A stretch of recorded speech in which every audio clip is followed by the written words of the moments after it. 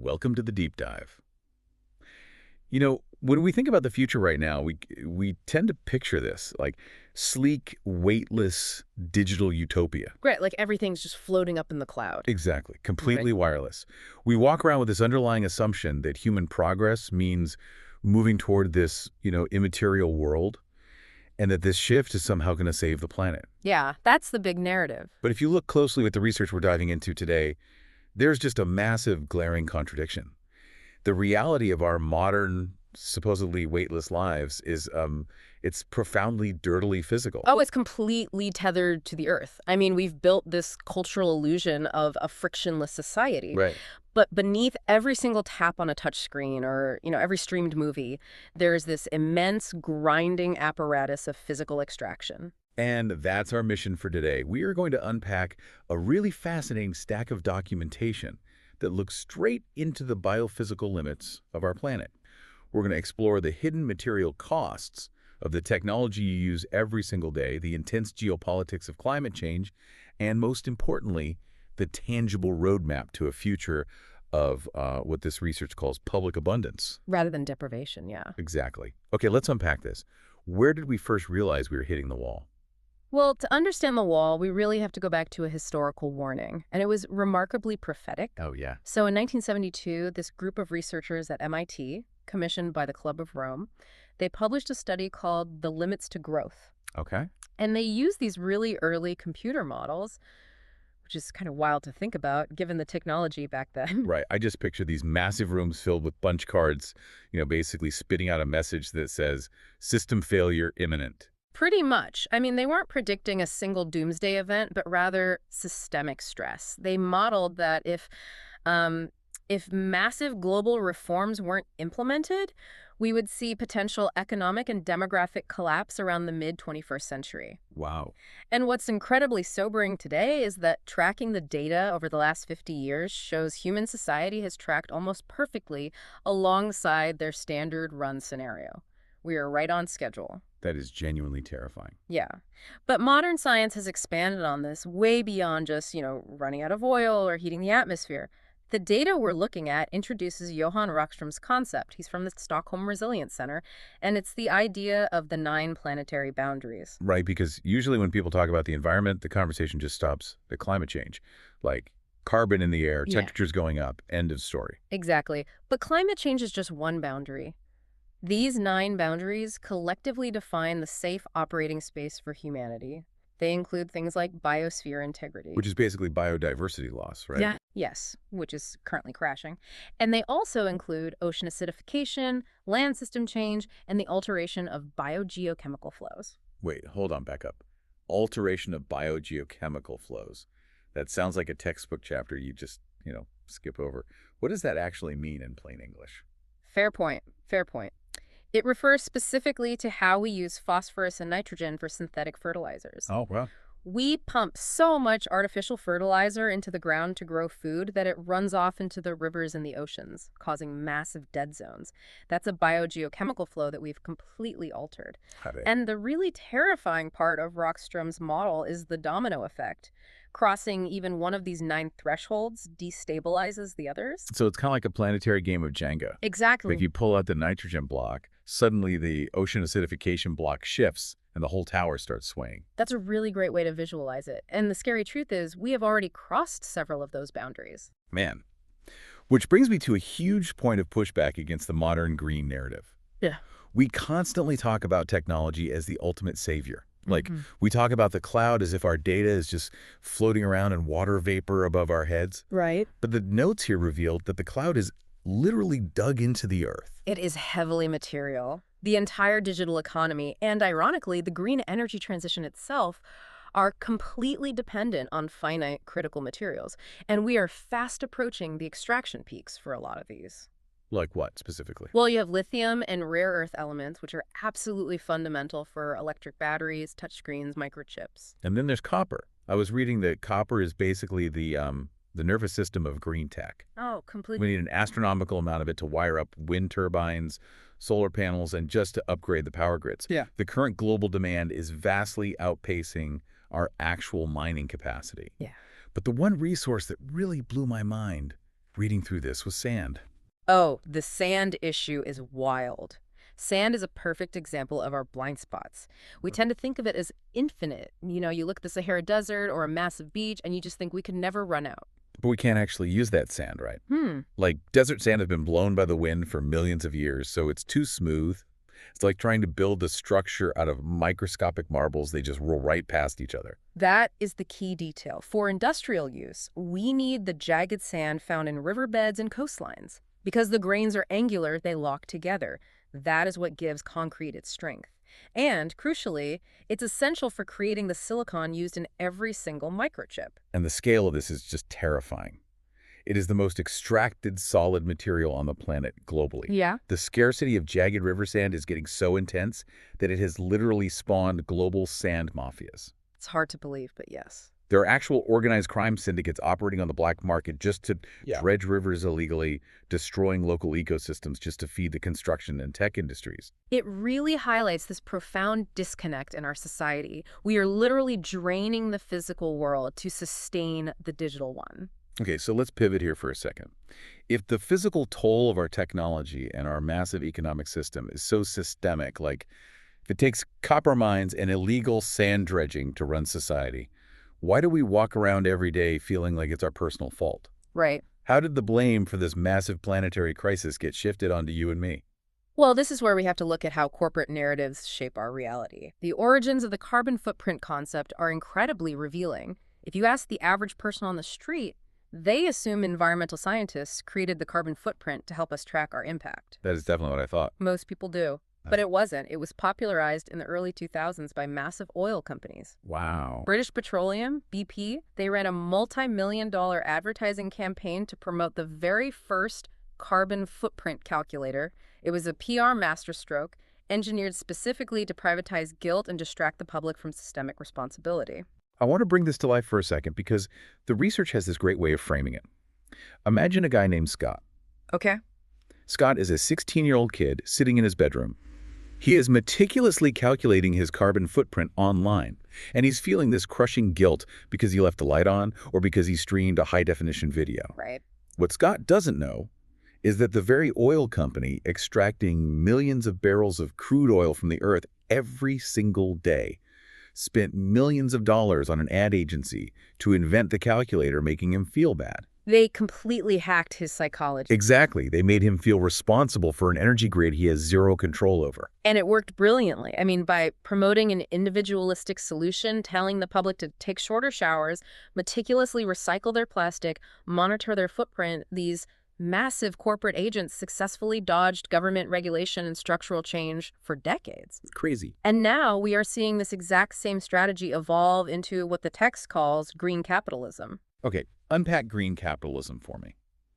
Because on the surface, capitalism going green sounds like exactly what we want. It sounds like a solution, sure, but the analysis argues it's just the old system wearing a new color.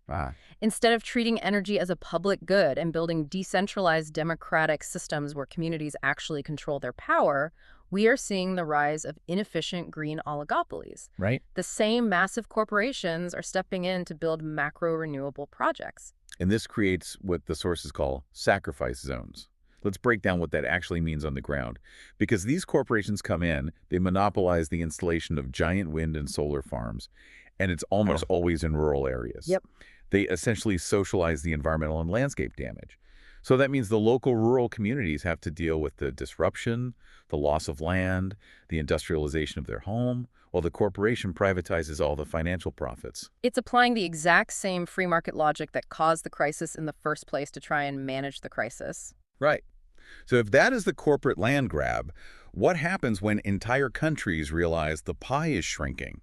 Because if corporations are hoarding the remaining copper and sand, it forces nation-states into a corner. They have to secure those resources to survive. That's the inevitable next step, yeah. The geopolitics of climate is fast becoming the dominant driver of international relations. We're seeing a shift where the map of world power isn't just political anymore. It's literally physically shifting. Wow. We are witnessing the militarization of critical global choke points, places like the Suez Canal, the Strait of Malacca. Because whoever controls those narrow shipping lanes controls the flow of dwindling resources. Exactly. And look at the Arctic. As global warming physically melts the ice, it's opening up brand new maritime trade routes that didn't exist year-round before.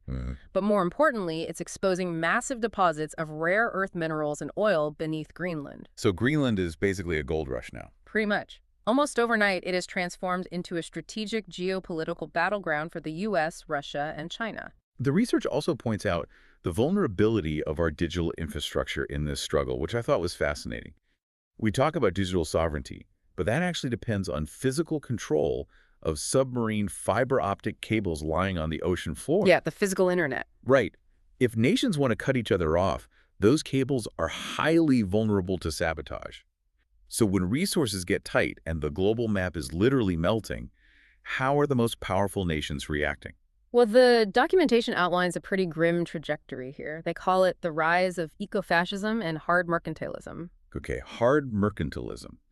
What does that actually look like in practice? It's a scenario where wealthy states quietly accept that environmental collapse is happening, right? And instead of trying to save the global system, they respond with authoritarian self-preservation. Bam. Yeah, they use militarized borders, violent exclusion, and extreme resource hoarding to guarantee the survival of their own populations, and this is almost always at the direct expense of the global south. The analysis actually brings up specific political examples here to illustrate the point. It frames certain foreign policy campaigns, specifically citing Donald Trump's actions regarding Venezuela and Iran, as explicit examples of this strategy. Yes, the source material focuses heavily on that. And we need to be crystal clear with you, the listener, right now. We are strictly unpacking the analysis provided in our research materials here. We aren't endorsing or condemning any political figures. We are just explaining how the documentation categorizes these maneuvers as part of a state-level resource hoarding strategy. Exactly. It's a pragmatic look at how the sources view resource scarcity driving state behavior. And this tension is fracturing the modern environmental movement itself. Right now, there is a massive debate split into three main camps about how society should move forward. Let's walk through those camps, because it feels like everyone is just shouting past each other. They really are. The first camp is techno-optimism. This seems to be like Silicon Valley's default setting. It's the magical thinking that AI or nuclear fusion or massive geoengineering projects are going to miraculously solve the crisis without us ever having to change our economic system of infinite growth. Right. And then you have the complete opposite end of the spectrum. In the research, this is represented by the Spanish thinker Antonio Turiel. This is the camp of strict degrowth or collapsism. Okay. Turiel argues from a thermodynamics standpoint. He asserts that renewables simply do not have the energy density required to sustain current global capitalism. Therefore, a rapid descent in social complexity and energy consumption, basically, a collapse is already underway and mathematically inevitable. Hold on. Mathematically inevitable. That is a massive claim. How can anyone predict a societal collapse with mathematical certainty? I mean, human innovation is notoriously hard to put in a formula. That is the central criticism of the collapsist view, yeah. Turiel's argument assumes that our energy consumption must remain tied to our current inefficient models of capitalism. I see. He looks at the physics of energy return on investment, like how much energy it takes to build a solar panel versus how much it gives back, and concludes it just can't support our infinite growth model. But his critics argue he underestimates our ability to fundamentally change how we organize society. Which brings us to the third camp. Right. The third camp, championed by figures like Emilio Santiago, advocates for an eco-social transition or a Green New Deal. Santiago argues that, yes, the biophysical limits are entirely real, but collapse isn't a single cliff you just fall off. There are many degrees of collapse. Right. He argues we must fight for a democratically planned, orderly degrowth to mitigate the damage and redesign the system. I was reading through the notes on that second camp, the collapsis, and there's a brilliant insight there about the psychology of doom. Oh, the realization that Doomerism is actually the new climate denialism. Yes. I love that framing. Explain how that works. Well, fatalism is incredibly dangerous. The belief that it's already too late and the end is inevitable, it causes total political paralysis. It demobilizes people. And a paralyzed public is exactly what the fossil fuel industry wants. If you believe nothing can be done, you won't demand policy changes, you won't protest. It perfectly preserves the status quo. And rejecting that paralysis is exactly what the second half of our deep dive is all about. The documentation references Javier Peña's documentary Hope, which completely shifts the focus to active hope and concrete solutions. Yeah. And the biggest myth it busts is that we are waiting for some magical future technology to save us.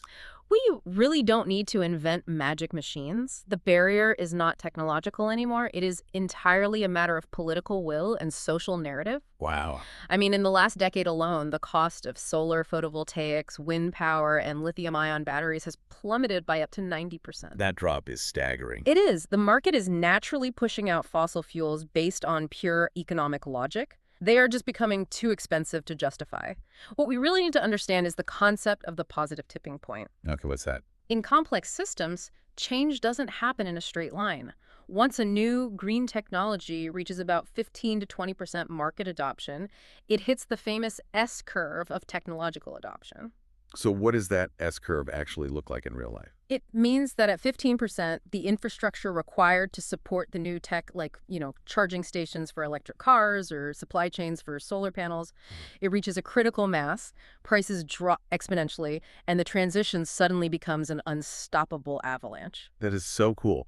But to really accelerate that, the research points out we have to fundamentally redesign our economic metabolism. We have to move away from the linear take, make, dispose model. Right. And I want to use an analogy here that I think perfectly explains the circular economy and the end of planned obsolescence. Go for it. So the current economic system of planned obsolescence is exactly like a modern video game. You're playing along, and the equipment you use in the game is specifically programmed by the developer to break or become useless every few levels. Why? Just to force you to buy loot boxes with real money to keep playing.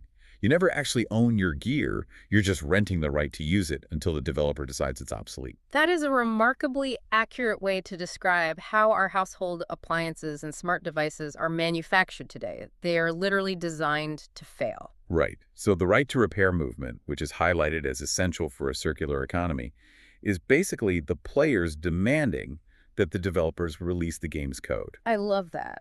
We are demanding the right to open up our own items, to have modular products we can upgrade without paying exorbitant corporate fees or being forced to buy a brand new phone every 2 years. It shifts society from a model of ownership to a model of service.